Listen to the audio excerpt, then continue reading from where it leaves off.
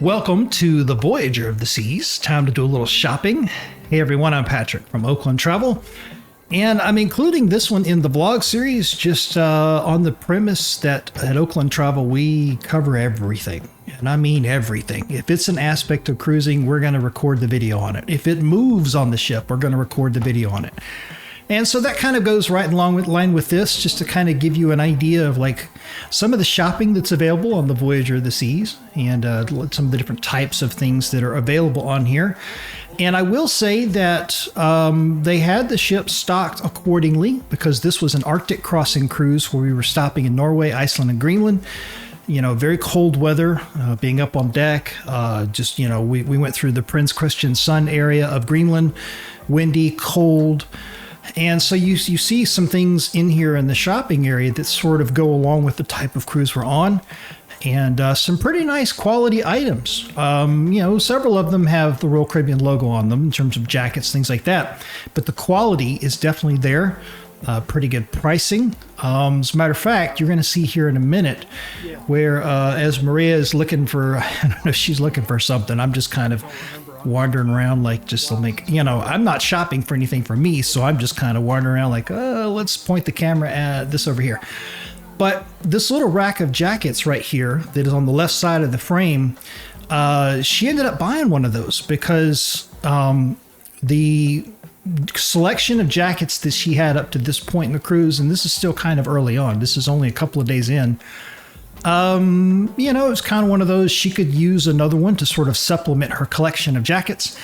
And it was a pretty good price, and it was a thick, good quality jacket. And she ended up wearing it, throughout the rest of the cruise, and brought it back home with us after the cruise. And it's very possible that it makes, another trip to an Alaska or similar deal going forward. It does have the Royal Caribbean logo, so wearing a Royal Caribbean logoed jacket when you're not on a Royal Caribbean ship, but for this particular purpose, it definitely filled the void because she needed a jacket or wanted a jacket for the cruise. And this is a 14-night cruise, and we're only about 3 days into it at this point, so there was still plenty of time to wear the jacket. And if you're an eagle-eye observer, you might catch glimpses of the jacket in subsequent vlogs and shorts after she's purchased it here and then worn it, later on in the cruise. So I can personally attest to the fact that she definitely wore it. And, a nice little selection of sunglasses going on over there. You see the other shop in the back has got some different stuff. And the one thing that Royal Caribbean doesn't always do well, just to kind of call it what it is, they don't always have the best selection of the general merchandise items like toiletries, things like that. I've been on an MSC ship before where they had a much better selection. Carnival had a little bit better selection on the Mardi Gras.